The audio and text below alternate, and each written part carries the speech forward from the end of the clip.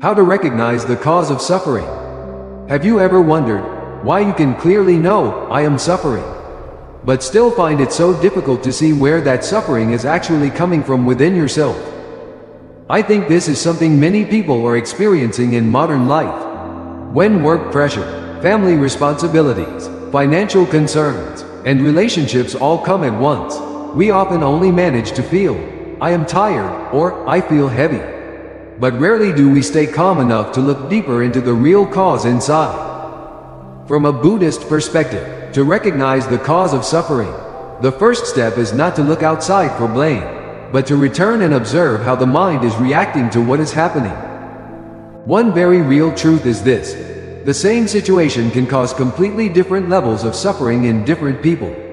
This shows that suffering is not only in the event itself, but in how we cling to or resist that event. For example, when work becomes stressful, we often think the cause is too much workload or a bad environment. But if we look more closely, we may find hidden expectations of perfection, fear of making mistakes, fear of being judged, or fear of not being good enough. These subtle reactions are where suffering actually begins. In family life, a small comment can make us uncomfortable, but what truly hurts is not only the words themselves, but the thoughts that follow.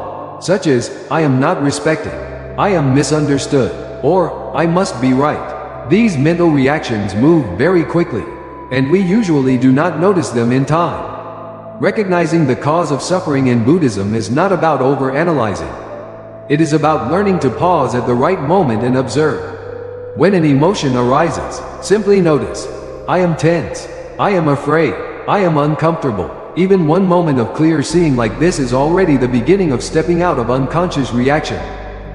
When there is clarity, you begin to realize something important. Suffering does not arise independently from situations, but from the combination of situations and the mind's attachment or resistance to them. It is not always necessary to change external life immediately. What is more important is developing the ability to see clearly within. Because when you see more clearly, you react less, and a space begins to open between emotion and action. That small space is where you begin to directly understand the cause of suffering. Not as theory, but through your own experience. I want to ask you, in moments of suffering, do you usually look only outside for the cause? Or have you ever paused long enough to see clearly what is truly happening within your own mind? Feel free to leave a comment sharing your thoughts, and subscribe and share the video if you find this helpful. Namo Shakyamuni Buddha.